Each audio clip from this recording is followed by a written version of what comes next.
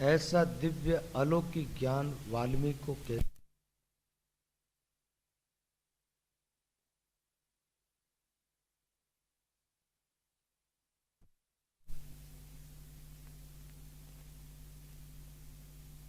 तीनों लोकों के जीवों को मिला। ऐसा दिव्य अलौकिक ज्ञान वाल्मीकि को कैसे प्राप्त हुआ? वो ज्ञान पूरा वाल्मीकि के जीवन में प्रकट हुआ है। फिर वाल्मीकि ने अपनी जबान से उच्चारण किया। जो भी राम का चरित्र, जो दिव्यता थी, वो पहले उनके जीवन में आई और फिर उन्होंने एक साहित्य के रूप में रचना की। तो ये प्रकट कैसे हो गई रामचरित पूरी? राम जी के अवतार लेने के पहले पूरा चरित्र जो है वाल्मीकि के जीवन में प्रकट हुआ। राम जो है ना, इस राम मंत्र के अंतर्गत है। राम नाम का आप सुमिरन करो तो आपके जीवन में राम भी प्रकट हो जाएगा, राम के गुण प्रकट हो जाएंगे, राम का चरित्र प्रकट हो जाएगा नाम सुमिरन करने मात्र से। इतने दिनों से आप नाम की महिमा सुन रहे हो, भक्तों के चरित्र भी आप सुनो तो एक एक चरित्र के साथ भगवान की महिमा प्रकट होती है। तो महाराज 100 करोड़ रामायण कोई कम नहीं होती। नाम जप के प्रभाव से वाल्मीकि जी ने लिख डाली। एक बात है, किसी आदमी का बच्चा मंद बुद्धि का हो, जिसकी बुद्धि ठीक काम नहीं कर रही हो, पढ़ाई के क्षेत्र में बहुत पीछे रह जाता हो, आप प्रयास करो कि वो बच्चा रोज 10 मिनट ध्यान सहित राम नाम का जप करे, बैठ कर सिर्फ 10 मिनट का नेम ले ले रोज। आप देखना धीरे धीरे उसकी बुद्धि का किस प्रकार विकास होता है। भगवान कहते तेसाम सतत युक्तानाम भजताम प्रीतिपूर्वकम ददामि बुद्धि योगम तम यैन मामुपयांति ते। भगवान कहते जो मेरे नाम का जप करता है, मेरे नाम का जो सुमिरन करता है, मेरे से जो प्रेम करता है, उसको मैं बुद्धि योग देता हूं और उस बुद्धि योग के द्वारा उसको मेरी प्राप्ति हो जाती है। ये जितने महात्मा थे ना, जिन्होंने साहित्यों की रचना की है, वो इतने बुद्धिमान नहीं थे। पहले नाम जप करने से उनकी बुद्धि का बड़ा विकास हुआ। राम नाम एक महामंत्र है। एक बात है, राम नाम का जप करने वाले व्यक्ति को सरस्वती आदि अन्य किसी के मंत्रों की आवश्यकता नहीं रहती। अकेला राम नाम अपने आप में सब कुछ देने में सक्षम है, सब कुछ साधु को देता। लौकिक फल, पारलौकिक, ठीक है, धन संपत्ति विद्या, सब कुछ परमात्मा का नाम। अब आप विचार करके देखो, इस नाम में राम है। राम जब इस नाम के भीतर से प्रकट हो जाता है, जैसे बट का एक बीज, उस बीज से विराट वृक्ष प्रकट हो जाता है, उसके अंदर से निकल जाता है। ऐसे ही वाल्मीकि के जीवन में राम का चरित्र पूरा राम नाम के अंदर से प्रकट हो गया। तो राम का चरित्र प्रकट हो जाए, राम प्रकट हो जाए। हनुमान जी क्या करते थे? राम राम ही करते, और कोई झंझट नहीं था, राम राम करते थे। आप जानते हो, राम उनके भीतर प्रकट हो गए और उन्होंने तो सीना चीर करके लोगों को दिखाया। तेरे जैसा राम भगत कोई हुआ न होगा मतवाला, एक जरा सी बात पे तूने सीना फाड़ दिखा डाला। तेरे जैसा राम भक्त कोई हुआ न होगा मतवाला। राम नाम का जप किया, राम भीतर प्रकट हो गए। देखो राम जी ने अवतार लिया ना, त्रेता युग में अवतार हो गए, अब इस युग में नहीं। लेकिन हृदय के अंदर राम जी आज भी अवतरित होते, आज भी प्रकट हो जाते। दशरथ जी के घर पर तो राम जी त्रेता युग में प्रकट हुए थे। अब वो जो लीलाएं करनी थी त्रेता युग में कर ली। आज आपको राम को प्रकट करना है तो राम नाम का जप करो, जो आपके जीवन में राम प्रकट हो जाए। और राम राज्य की स्थापना तो हमारे जीवन में करनी चाहिए। पहले तो विकार सब मिट जाते जब जीवन में राम राज्य आ जाता। अनंत महिमा है इस नाम की। राम नाम का जप किया वाल्मीकि ने। हमारे एक महात्माओं से किसी ने पूछा, बोले महाराज मान लो हमारे मन में तो लौकिक कामनाएं है और आप तो रोज मोक्ष की बात करते हो, राम नाम का जप करने से खाली मोक्ष होती है, हमें मोक्ष चाहिए नहीं, हमें तो लौकिक सुख चाहिए ना। तो महात्मा का वो भी मिल जाएगा।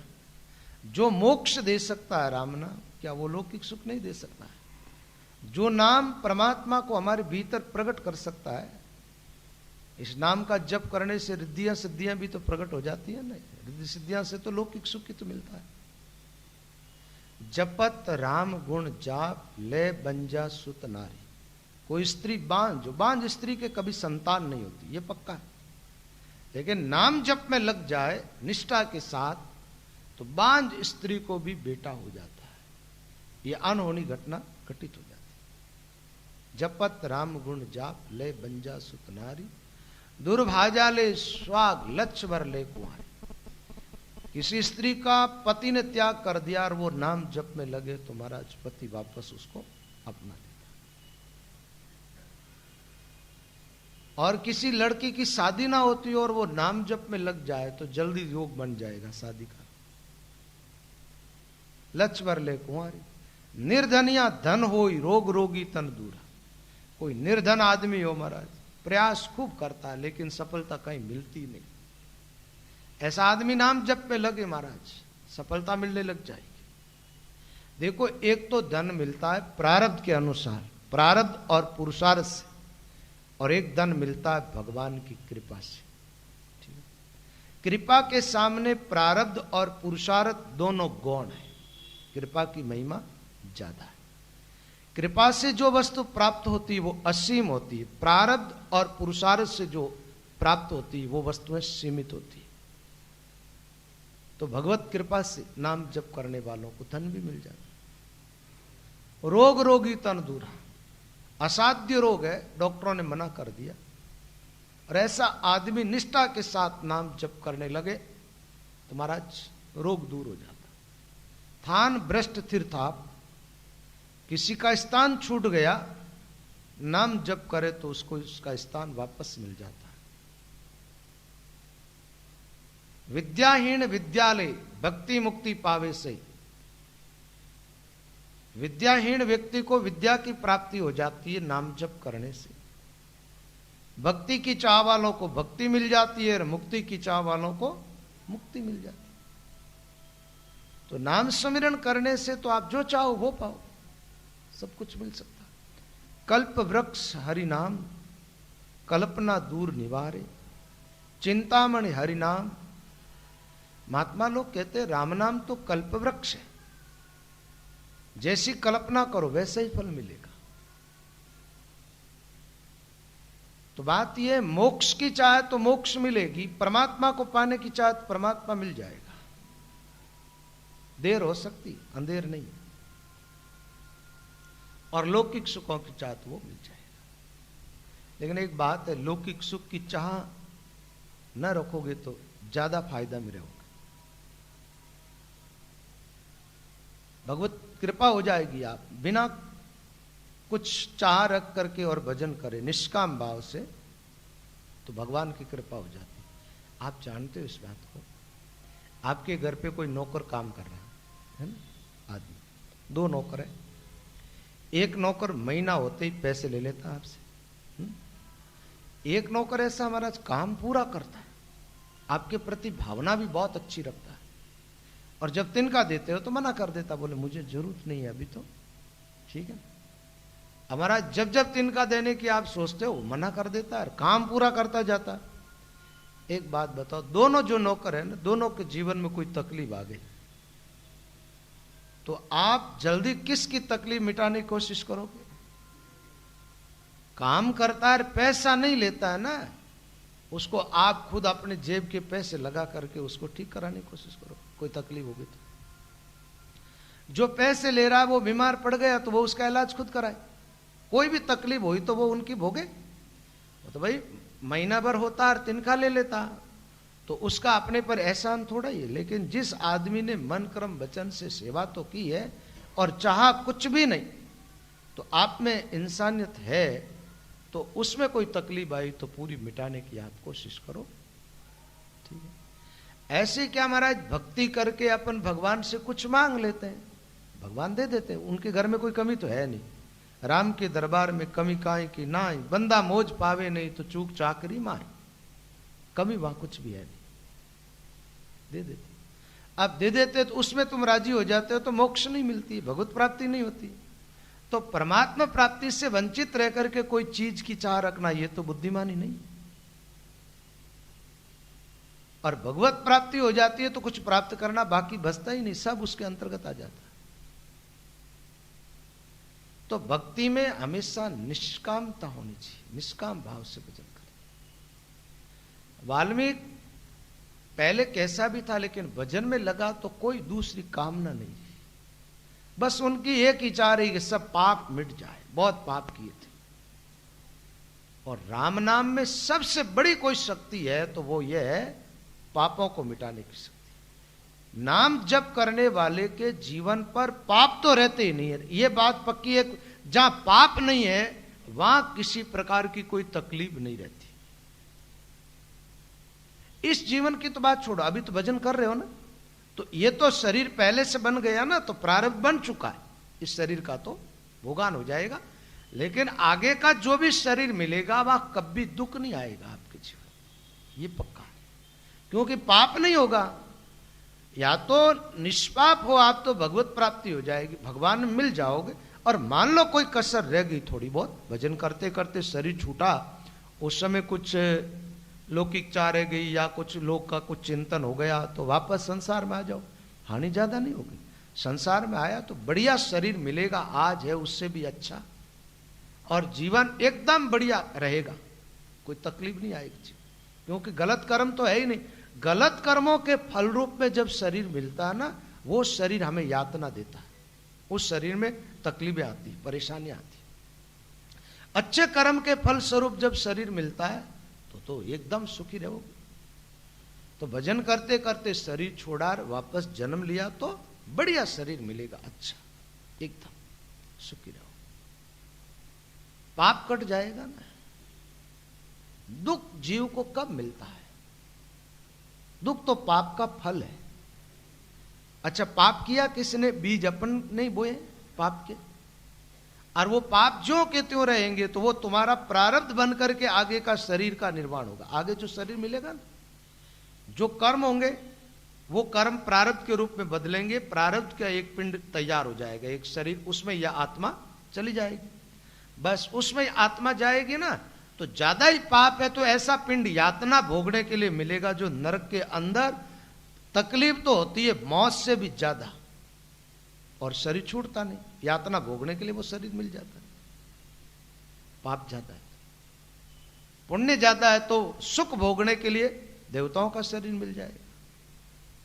तो अब पाप पुण्य नहीं है, भक्ति है आपके जीवन में, भजन किया हुआ खूब, तो भगवान की कृपा से शरीर मिलेगा।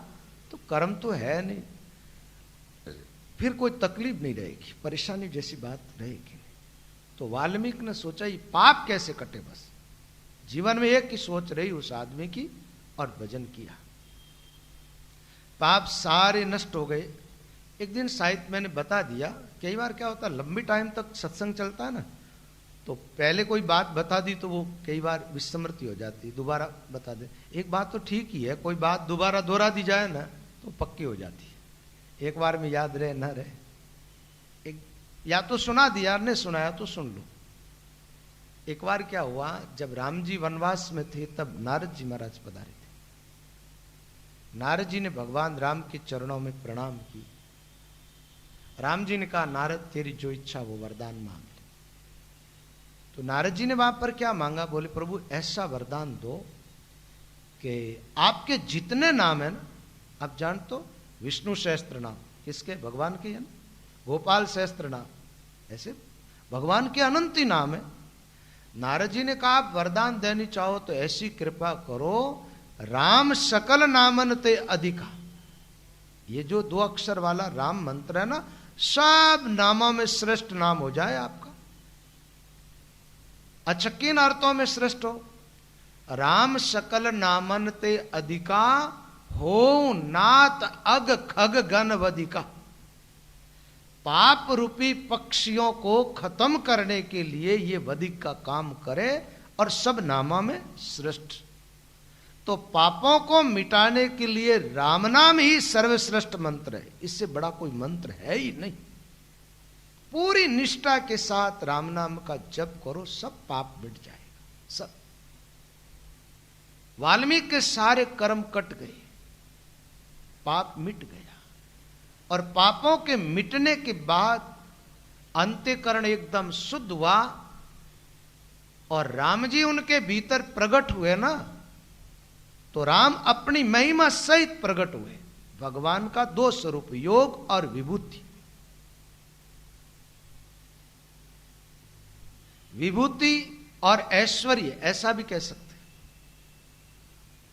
विभूति में क्या होता? भगवान का विस्तार, और योग में भगवान का मूल स्वरूप। योग का अर्थ होता दो चीज को एक में ले आओ। जैसे दो चीजें अलग अलग है ना, दोनों को मिला दो, ये क्या हो गया? योग हो गया। और दोनों को अलग अलग कर दो, ये क्या हुआ? वियोग हो गया। तो भगवान की अनेक रूप वाली जो लीला है उसको कहते हैं हम विभूति भगवान की, है ना। और मूल स्वरूप से परमात्मा जो है निर्गुण निराकार एक ही तत्व रूप में, तो उसको योग कहा गया। तो भगवान वाल्मीकि के जीवन में प्रकट हुए ना, तो निर्गुण सरगुण जितने भगवान के रूप, उन समग्र रूपों का उसको बोध हो गया था वाल्मीकि जी को। कई बार क्या होता है, जो साधक जिस रूप का ध्यान करता है ना, उस रूप का उसको ज्ञान हो जाता है। कई महात्माओं ने निर्गुण निराकार की उपासना की तो निर्गुण ब्रह्म का ज्ञान हो गया। किसी ने सगुण साकार की उपासना की तो सगुण का ज्ञान हो गया। राम के रूप की उपासना की तो राम रूप का ज्ञान हो गया। कृष्ण रूप की तो कृष्ण रूप का ज्ञान हो गया। ऐसा आता है। लेकिन परमात्मा के समग्र रूप का ज्ञान हो जाना, वाल्मीकि के जीवन में ब्रह्म के समग्र रूप का ज्ञान। तो लीलाएं जो भगवान करने वाले थे कि अमुक अमुक लीला होगी, सब पहले ही लिख दिया होगा, सब कुछ। और खाली राम का चरित्र ही नहीं लिखा। वाल्मीकि का जो ज्ञान देखा जाए तो लव कुश को जो ज्ञान दिया वो अजीब ढंग का ज्ञान। उनको उन्होंने शस्त्र ज्ञान भी दिया है, ब्रह्म ज्ञान भी दिया है, और राम का चरित्र भी सुनाया। वाल्मीकि ने रामायण की रचना करके, रामायण सबसे पहले पढ़ाई किसको थी? राम जी के बेटों को पढ़ाई। जैसे सुखदेव व्यास जी ने भागवत की रचना की, अपने बेटे सुखदेव को पढ़ाई। तो वाल्मीकि जी ने रामायण की रचना करके और रामायण पढ़ाई लव और कुश को। और सबसे पहले लव कुश ने रामायण गाई। तो महाराज देखो, आप अयोध्या की पूरी सेना को पराजित कर दिया, छोटे छोटे बच्चों। बड़े बड़े मायावी राक्षसों का वध करने वाले महाराज लक्ष्मण आदि। भरत जी में कितनी शक्ति थी, अनुमान ही नहीं लगा सकते अपन तो। भाई किसी आदमी को पर्वत के सहित अपने बाण पर बिठा के बाण छोड़े लंका तक पहुंचा दे, कैसा आदमी होगा वो? है? जो महाराज लव कुश के सामने पराजित हो गए ये लोग, हनुमान जी तक को बंदी बना दिया। ये उन बच्चों में ज्ञान आया कहां से था? राम जी ने नहीं सिखाया, जानकी जी ने भी। ये सब वाल्मीकि जी की करामात थी। किसकी थी? वाल्मीकि ऋषि की। और वाल्मीकि जी में ये ज्ञान सब कहां से आया? ये सारी शक्तियां उनको कहां से प्राप्त हुई? बताओ। उनको राम नाम से प्राप्त हुई। कई बार क्या होता है, एक बार एक सज्जन ने कहा, महाराज पहले बताते थे ब्रह्मास्त्र वगैरह वो कहीं लुप्त हो गए क्या? मैंने कहा है अभी। ये ठीक है ना, अलग अलग जो मंत्र है ना, जैसे कुछ प्राणघातनी शक्तियां, ये है ना अपने तंत्र विद्या के अंदर, मारण मोहन उच्चाटन स्तंभन इत्यादि, ये सारी विद्याएं तो है।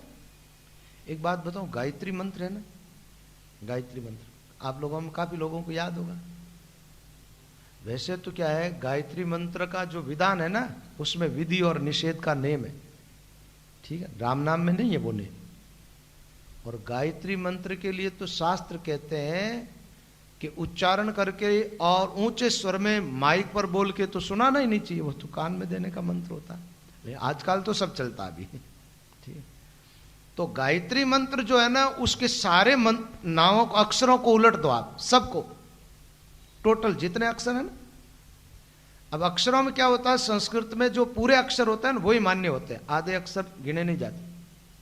पूरे पूरे जितने अक्षर है सबको उल्टा कर दो, उल्टा करके आप जपो, जप करके देखो आप, महाविनाशकारी होता वो, वही ब्रह्मास्त्र है। क्या है? गायत्री को पूरा उल्टा करके उसका जप किया जाए, वो ब्रह्मास्त्र का काम करती। ठीक। तो बात यह है कि विद्याएं तो है, लेकिन पहली बात तो उनकी जानकार नहीं है। दूसरी बात, एक बात और है कि महाराज ये कई मंत्र ऐसे हैं ना, उनको अशुद्ध जप लिया जाए ना तो बड़ा उल्टा सीधा मामला हो जाता है। लेकिन ये राम नाम एक ऐसा मंत्र, इसको उल्टा जपो तो सीधा हो जाता है।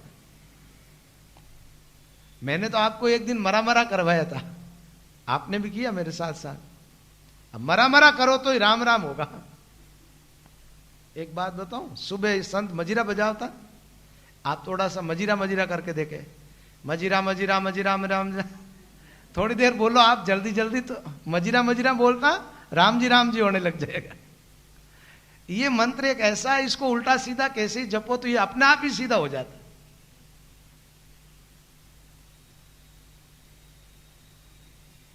मरा मरा किया तो राम राम होने लग गया, मजीरा मजीरा किया तो राम जी होने लग गया।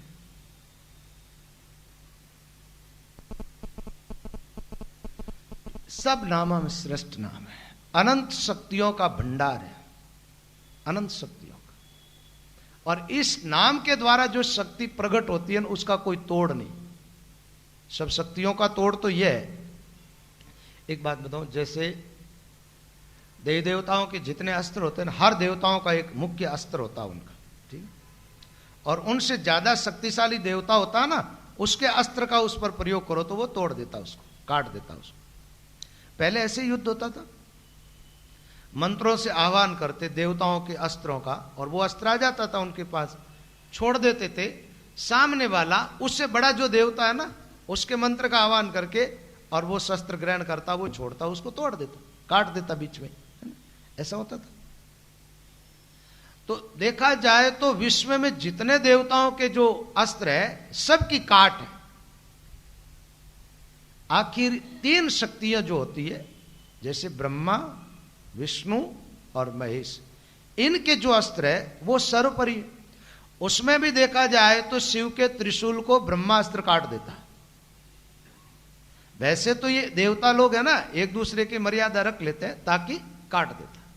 ब्रह्मास्त्र को महाराज भगवान विष्णु का सुदर्शन काट देता, उसकी काट है। लेकिन विष्णु का जो सुदर्शन है उसकी तो कोई काट ही नहीं है ना, उसके आगे कोई शक्ति नहीं है। ऐसे क्या है कि जितने मंत्र है, उन मंत्रों से जो शक्तियां प्रकट होती है, उन सब शक्तियों की काट तो है राम नाम, राम नाम की कोई काट नहीं है। देखो भाई, हनुमान जी पर एक बार ब्रह्मास्त्र का प्रयोग किया, किसने? मेघनाथ किया ना? बताओ, हनुमान जी ने कोई अस्त्र छोड़ा क्या सामने? छोड़ा क्या?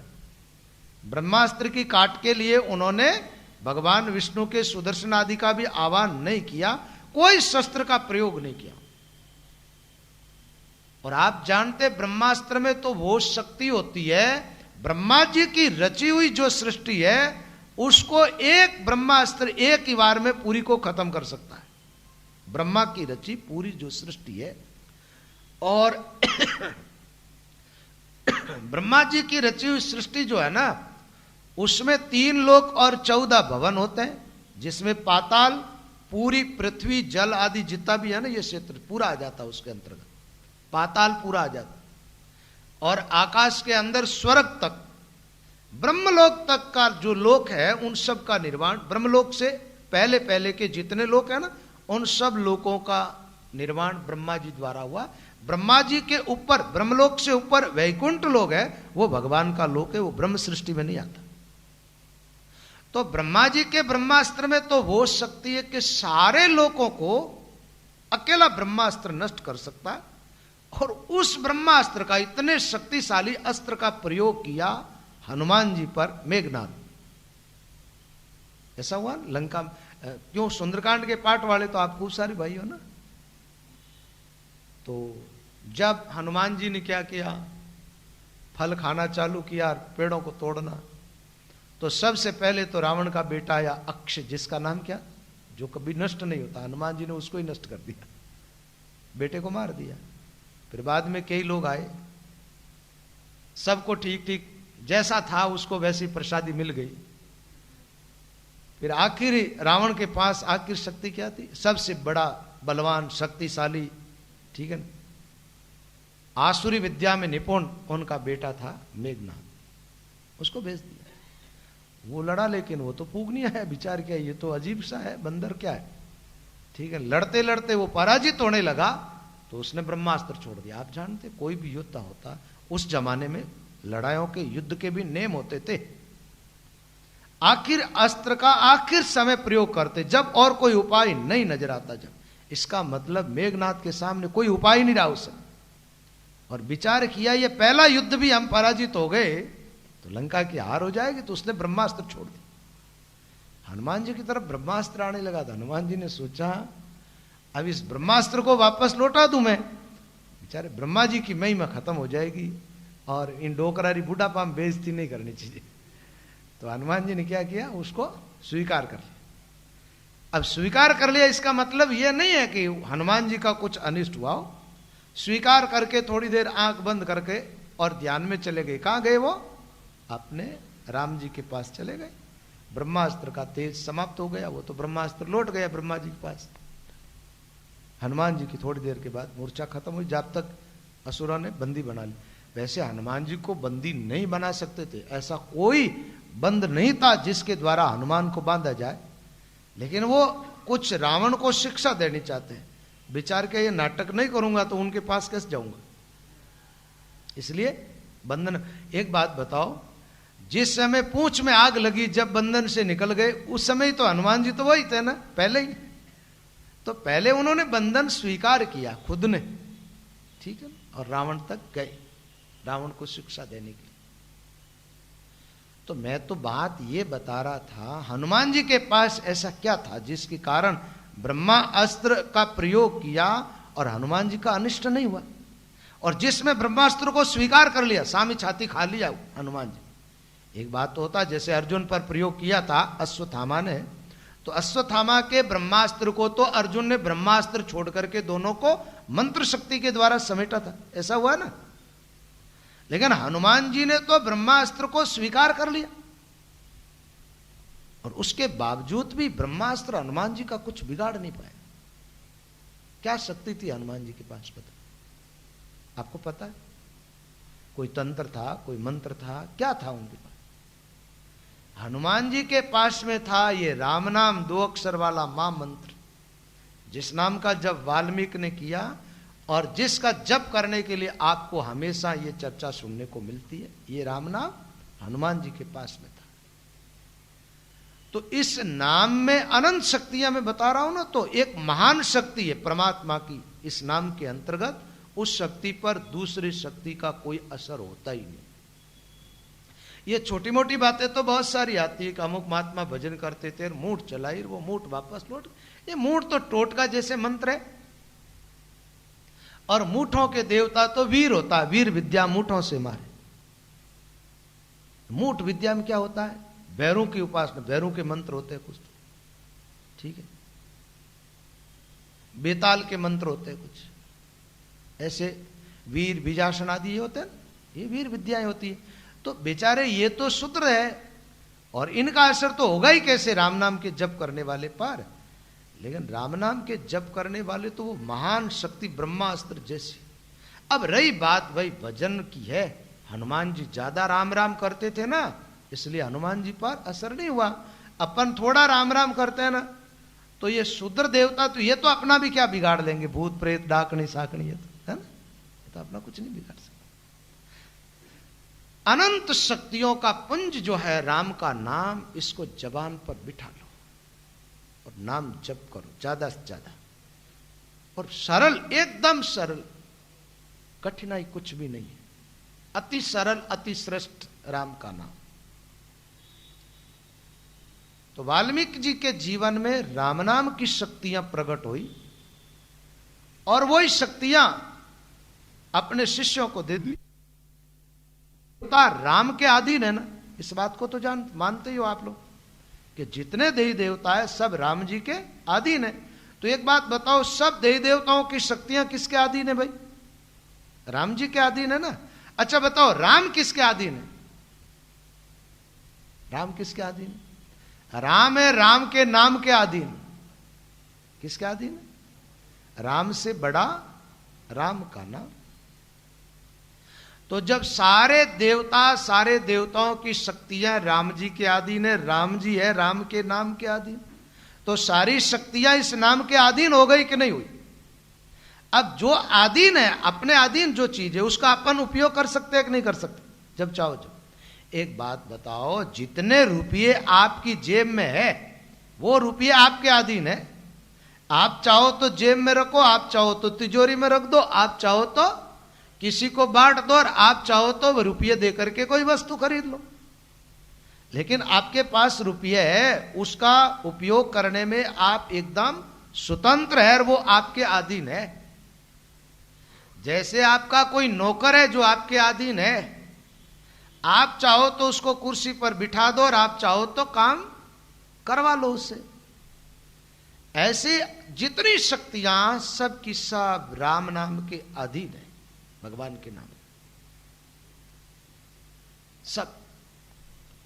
और एक बात है, भजन करने वाले के जीवन में सारी शक्तियां प्रकट हो जाती। एक बात बताओ, रामचरण जी महाराज जब कोटा के पास में भजन कर रही थी, ठीक है, महात्मा है ये तो अपन जानते, संत है, और संत देखने में क्या होता है, अपनी नहीं उनका जन्म होता है, ठीक है, अपने जैसा उनका शरीर होता है, ये सब अपने जैसा होता है ना। अब वो क्या करते, वो राम भजन में लग जाते महाराज। और जब अंतर्मुख होकर के ज्यादा समय तक भजन करते हैं तो भजन की शक्ति उन संतों में प्रकट होने लग जाती है। जितना ज्यादा भजन करता है उसमें ज्यादा प्रकट होती है, कम भजन करने वाले में कम प्रकट होती है। होती जरूर। वहां चम्मल के किनारे भजन कर रहे हैं, कोटा दरबार ने महिमा सुनी तो उन्होंने विचार किया दर्शन करना, लेकिन मैं तो मेरे आराध्य के अलावा किसी का दर्शन करता ही नहीं। और उनके आराध्य कौन थे? नरसिंह भगवान। कोटे दरबार का आराध्य इष्ट देव नरसिंह भगवान थे। विचार किया, भाई मेरे इष्ट के रूप में यदि रामचरण जी महाराज मुझे दर्शन दे देंगे तो मैं उनका शिष्य बन जाऊं। ऐसा संकल्प मन में करके वो गए। तो जहां महाराज विराजमान थे वहां गए तो उन्होंने क्या देखा, महाराज रामचरण जी महाराज जहां बैठे थे ना, वो नरसिंह भगवान के रूप में। आप जानते हो नरसिंह जी का तो तेज ऐसा महाराज, देवता भी कोई सहन नहीं कर पाए। लक्ष्मी जी भाग गई थी उनके रूप को देख करके। तो एकदम वो जैसे ही दर्शन हुए और कोटा दरबार बेहोश हो गए थे, देखते घबरा गए थे। थोड़ी देर के बाद होश आया, सामने देखा तो रामचरण जी महाराज विराजमान थे। नतमस्तक हो गया महाराज। उसी दिन से महाराज के शिष्य बन गए और कोटा कोटा की जगह में 12-13 स्थान बना दिए, सब दरबार के बनाए हुए थे उस जमाने। दशहरा मैदान की इतनी बड़ी जगह ये पूरी रामद्वारा की है। अब संत योग्य नहीं रहने के कारण सारी चीजें उजड़ चुकी है, ताकि दो साधु साथ में रहते, थोड़ा बहुत भी मनमोटा होता तो उसके लिए दूसरा रामद्वारा बना देते। आप अट्टे विराजो महाराज बड़े निष्ठावान भक्त हुए। एक बात बताओ, रामचरण जी महाराज के अंदर नरसिंह रूप धारण करने की शक्ति कहां से प्रकट हो गई? कहां से आई वो? राम नाम के अंदर। एक बात बताओ, भील मारने के लिए आया तो अग्नि का रूप धारण करने की शक्ति कहां से प्रकट हुई? राम नाम से प्रकट हुई। तो नाम में अनंत शक्ति, अनंत सामर्थ्य है। राम नाम का सुमिरन करने से पहला काम तो यही होगा, पाप नष्ट हो जाएगा। ये तो कोई बड़ी बात ही नहीं है, ये तो आप पक्का ही कर लो कि आप राम राम करते हो, पाप से तो मुक्त हो ही जाते हो। पाप तो रहता ही नहीं। हरिनाम हृदय धर्यो भयो पाप को नाश, मानो चिणगी आग की पड़ी पुराने घास। सोमण बारूद का ढेर पड़ा हो, थोड़ी सी आग उसमें गिर जाए, बोलो वो बचेगा क्या? सब उछल जाए।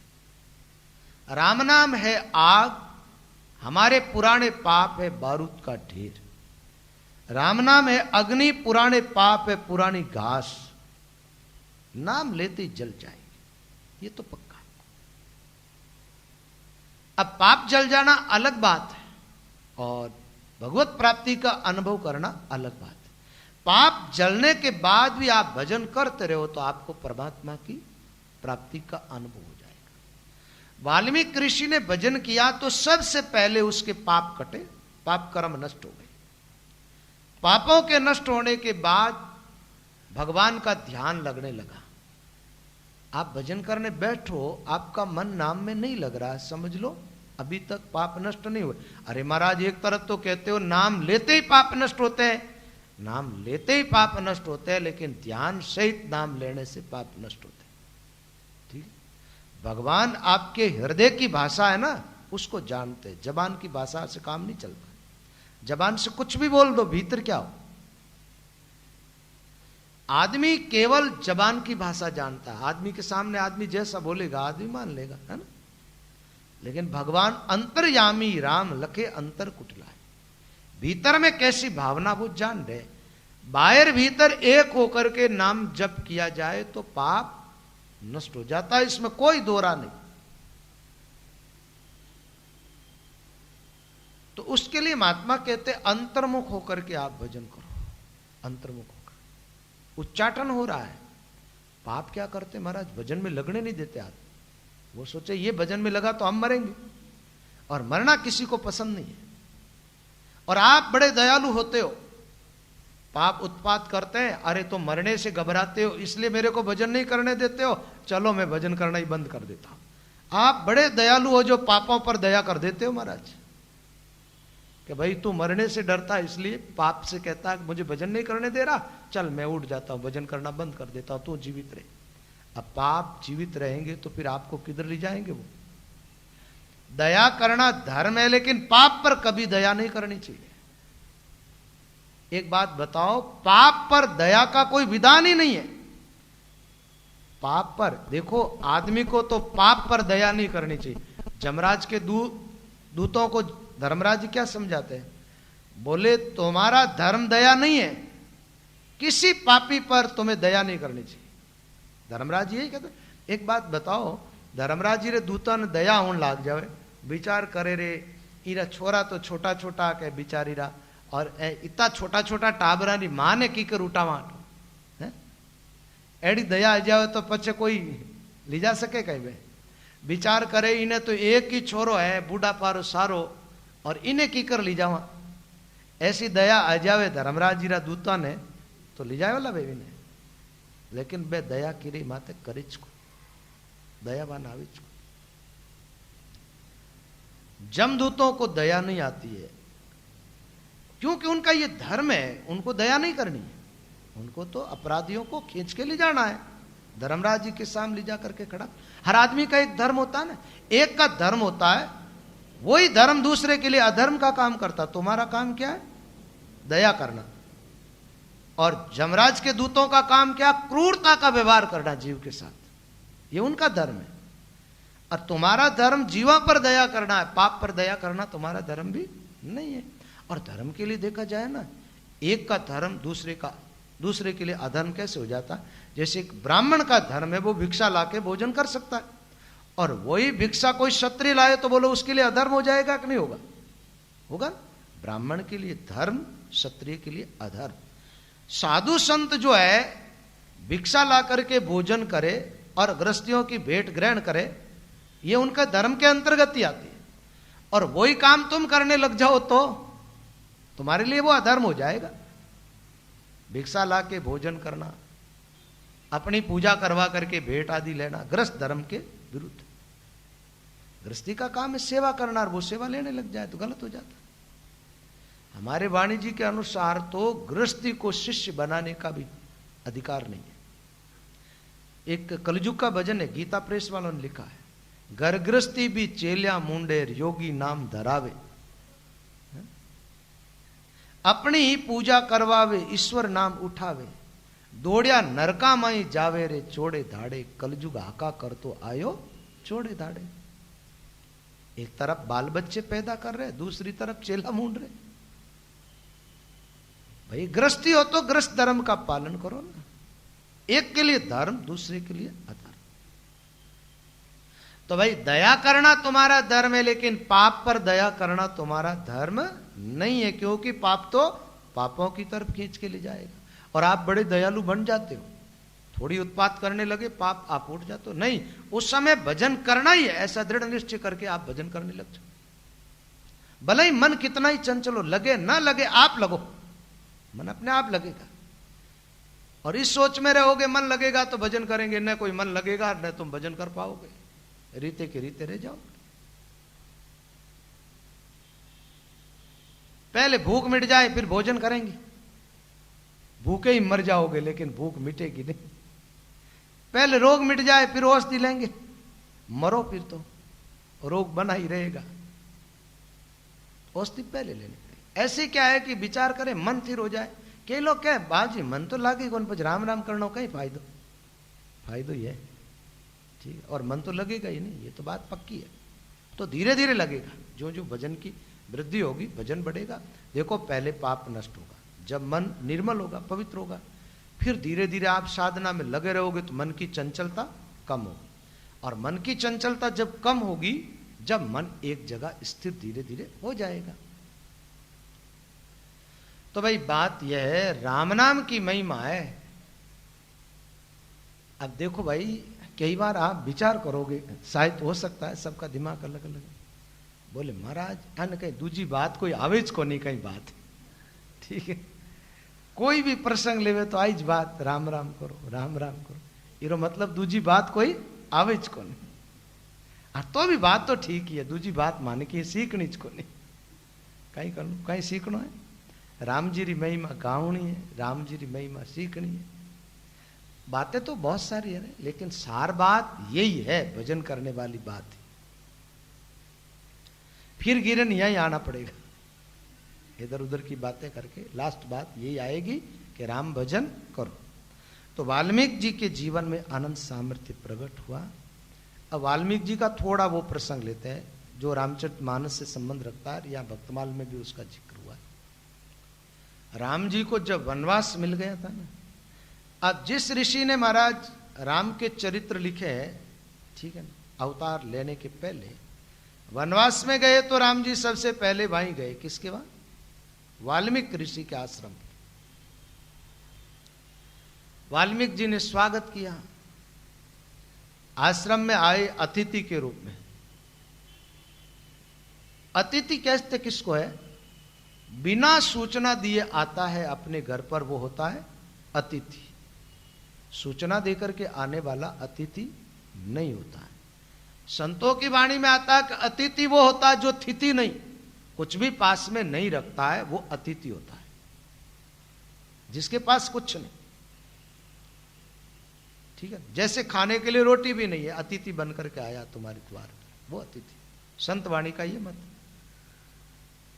तो आज राम जी अतिथि बन करके कहां पहुंचे, वाल्मीकि ऋषि के आश्रम पर। एक बात है, राम जी का अवतार हो गया अयोध्या में, वाल्मीकि जी नहीं गए। और आप जानते हैं वाल्मीकि जी से छिपे हुए हैं क्या राम जी, बताओ। वाल्मीकि जी के पास तो ऐसी नजर है, ऐसी दृष्टि है कि राम जी अवतार लेंगे कब, ये बात उनको पहले से पता है कि अमुक तिथि को, अमुक दिन राम का अवतार अमुक जगह अमुक घर में होगा। ये सारी बातें उनको पता है। तो भाई जैसे शिवजी दौड़ करके आते वैसे क्यों नहीं गए वो। राम जी का अवतार हुआ तो शंकर जी दर्शन करने के लिए आ गए, कृष्ण का अवतार हुआ तो वहां आ गए, क्योंकि शंकर की दृष्टि से राम बच नहीं पाते। वो चाहे 1000 कोस दूर है, राम जी जाए तो वो पहचान लेते हैं, वहां राम जी का अवतार हो गया, अवतरित हो गए, प्रकट हो गए, परमात्मा आ जाते। वाल्मीकि जी को पता है, लेकिन ये भी पता है कि वो यहीं आएंगे, इसलिए वो नहीं गए। और एक बात है, भगवान अपने भक्तों के अधीन है। किनके, भक्त की भावना का आदर करते भगवान। और कई बार तो ऐसा होता है, भगत के भावों को और भगत का मन रखने के लिए भगवान अपना मन भी बदल देते। भगवान के मन में कुछ और होता है और भगत का मन में कुछ और है, तो अपना मन बदल देते अपने भाव। अपन तो क्या मन है, अपने को तो कोई काम कराना होता तो अपने मन की करके रहते हैं महाराज, परिवार में बड़े हैं तो लेकिन सामने वाले के मन की तरफ ध्यान नहीं देते। मन इनका भी है, इनके मन की तरफ भी थोड़ा देखे, ध्यान दे और फिर बाद में काम करे। लेकिन ऐसा आदमी करता नहीं, भगवान ऐसा करते। वो महाभारत वाला प्रसंग भी है ना, भीष्म जी वाला, प्रतिज्ञा कर ली थी मैं तो एक बाप का बेटा हूं तो कृष्ण को शस्त्र उठाना ही पड़ेगा, विवश कर दूंगा कृष्ण। और महाराज हुआ ऐसा ही। ये बाबा जो था ना भीष्म जी महाराज, बड़ा खतरनाक आदमी था, ठीक है। और युद्ध मैदान में उतरने के बाद तो बुढ़ा हो गया, लेकिन इस बुढ़े को कोई पराजित करने वाला। देखो इन्होंने महाराज जब युद्ध मैदान में उतरे ना, तब एक संकल्प किया। दुर्योधन जब आ गया ना शरण में, बोले पितामह के पास, बोले पितामह तुम्हारे बल पर ही मैं युद्ध लड़ रहा हूं, इसलिए मेरी विजय होनी चाहिए। बोले विजय होना नहीं होना ये तो मुझे मालूम नहीं है, लेकिन तू चिंता मत कर, अब तू कहता है ना तो मैं तुझे आश्वासन देता हूं कि रोज के 10,000 मारुतियों को मार के ही विश्राम लूंगा। ऐसी प्रतिज्ञा करके युद्ध में उतरे। एक बार का ऐसा प्रसंग आता है, उनका सामना भी हर एक तो कोई करते नहीं थे, अर्जुन जैसा कोई योद्धा ही टिकता था। तो अर्जुन भी उनका बिगाड़ कुछ नहीं सकता महाराज, खाली उनको रोकता था, जैसे समुद्र को तट रोकता है ना, ऐसे उनको रोक करके रखते। मतलब अर्जुन रोक रहा, सुबह से शाम होने वाली, सूर्यास्ताचल की तरफ जा रहा है। आज भीष्म जी की प्रतिज्ञा पूरी नहीं हो रही, तो महाराज इतना अर्जुन को विवश कर दिया, शरीर में पसीना पसीना होने लग गया। कहते हैं कि एक बार ऐसे पसीना पूछने के लिए इतना सा हाथ घुमाया चेहरे पर, जीतने में 10,000 मारुतियों को मार दिया था। ऐसा खतरनाक आदमी था युद्ध में, लड़ाई के मामले में भीष्म जी। चेहरे का पसीना पूछते तो हाथ घुमाने में कितना टाइम लगता है, इतनी टाइम। इसका मतलब वो कितने तेज गति से बाण चलाते थे। तो भीष्म जी ने कहा कि कृष्ण ने ऐसी प्रतिज्ञा की है कि मैं निहत्ता युद्ध मैदान में आऊंगा, तो ये तो लड़ाई का मैदान, या कोई लड्डू जीवने के लिए थोड़ा ही आना। और वो क्या हम लोगों को ऐसे ही समझते हैं क्या, गाजर मूली की नहीं, जो हम खड़े रहेंगे और हमारे को जीत जाएंगे बिना शस्त्र उठाए। प्रतिज्ञा कर ली महाराज, और इस ढंग का युद्ध किया विवश होकर के, और भगवान को अपने सुदर्शन को हाथ में लेना पड़ा। जब बाबा ने अपने बाण चलाने बंद कर, बोले अब तुम मार सकते हो, मेरी प्रतिज्ञा पूरी हो गई। लेकिन बात तो यह है, देखो भाई भगवान जो है ना, भगवान भगवान ही है, भगवान पराजित नहीं हुए है भीष्म जी से। भीष्म भगवान का भक्त है, इसलिए भगवान चाहते हैं इतने वर्षों तक इस आदमी ने संयमता पूर्वक जीवन जी करके मेरा भजन किया है, तो इसकी बात मुझे रखनी पड़ेगी। नहीं तो भीष्म का क्या सामर्थ्य था, कहां जरूरत थी सुदर्शन उठाने की, उनके तो भ्रिकुटी के इशारे से पूरा संसार प्रलय हो जाता है। भीष्म क्या चीज थी भगवान के सामने। लेकिन भगवान क्या करते, अपने भक्तों के सामने खुद हार जाते, खुद को हारने में आनंद आता। राम जी की बाल लीलाओं का प्रसंग सुना होगा कई बार आप लोगों ने। जब ये चारों भाई खेलते थे ना, तो राम जी भरत से हार जाते थे। भरत हरा नहीं सकता था, लेकिन भरत की खुशी के लिए, उनको प्रसन्न रखने के लिए राम जी हार जाते। तो भरत को खुश रखने के लिए क्यों हारते थे? भरत कोई साधारण आत्मा नहीं है। एक बात बताऊं, भरत का चरित्र आप देखो रामचरितमानस के अंदर, ऐसा आदमी मेरे ख्याल में इस ब्रह्मा जी की सृष्टि में कोई पैदा नहीं हुआ, और फिर होगा भी नहीं। ऐसा चरित्र है भरत का। अरे महाराज राम जी वनवास में गए, भरत वहां रहा, वो तो ठीक है, लेकिन खड्डा खोद करके जमीन में सो रहा कि धरती पर तो राम जी सोते, मैं धरती पर कैसे सो? ठीक, लक्ष्मण जी तो साथ में रहे, लेकिन भरत अयोध्या में रह करके इतना त्याग और तितिक्षामय जीवन जिया उन्होंने। आप जानते हो राम जी जब वनवास में चले गए थे ना, तब भरत का मन रखने के लिए 2 पादुकाएं थी, वो दे दी। राम की कोई भी चीज जड़ नहीं होती है, सब चैतन्य होती है। राम जी ने पादुकाओं को आदेश किया कि 14 साल तक बाद में आऊं, जब तक मेरे भरत की रक्षा तुम्हें करनी है। भरत को जैसा मैं सौंप रहा हूं तुम मुझे सौंपोगे। पादुकाओं देकर के भरत को भेजा। आपने ये कथा सुनी होगी कि जब राम जी 14 साल पूरे हो गए, आज लास्ट दिन था, हनुमान जी के आने के पहले भरत जी सरयू किनारे पहुंच गए। सैनिक लोगों ने बहुत कोशिश की उनको रोकने की, कोई नहीं रोक पाए, और सरयू के गहरे पानी के अंदर छलांग लगा दी आत्महत्या करने के लिए। 14 साल हो गए, राम जी नहीं आए, तो अब मुझे प्राण नहीं रखने। आप जानते हो सब लोगों में हाहाकार मच गया कि भरत मर गया। उस समय उस जल के अंदर 2 महात्मा प्रकट हुए और उन महात्माओं ने उठाया भरत को और बार किनारे लाके खड़ा कर दिया। भरत ने पूछा, आप कौन है, मुझे मरने क्यों नहीं दे रहे? बोले कि राम जी ने हमें सौंपा है आपको, इसलिए 14 साल राम जी वापस नहीं आएंगे जब तक हम आपको मरने नहीं देंगे। तो भरत जी ने पूछा, आपका परिचय क्या है? कि बोले, हम तो राम की पादुकाएं हैं और महात्मा बनकर के तुम्हारी रक्षा कर। भक्त जो होते हैं भगवान को बड़े प्यारे होते हैं महाराज।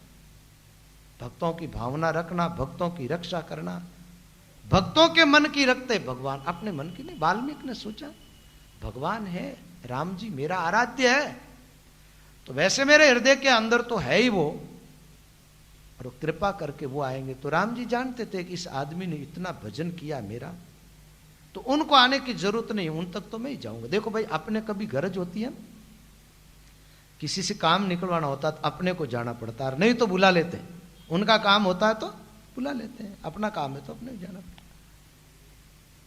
आप कहेंगे राम जी को क्या काम है? अरे भाई, भक्तों से घणो काम है राम जी रे। भक्ता ने बिना राम जी रो काम करे भी कौन? दूसरी बात यह है, राम जी रो नाम रखना नहीं, राम जी रा भगत ही है।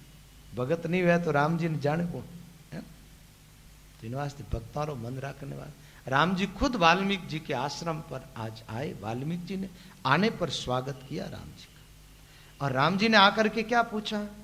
बोले, महाराज अब मैं तो यहां आया हूं और आप जंगल में रहते हैं, आप बता दे ऐसी मेरे लायक जगह जहां मैं कुटिया बना करके रहूं। तो वाल्मीकि ने कहा, ऐसी बातें आप इन दुनिया के लोगों के सामने किया करो, मेरे सामने मत करो। बोले, क्यों? बोले कि आप मुझे कहते हो मैं कहां रहूं, तो मैं तो सब कुछ देख रहा हूं, कहां नहीं हो तुम तो सर्वत्र हो, तुम सब जगह हो और मुझे पूछ रहे हो कि मैं कहां रहूं। ऐसी कौन सी जगह जहां आप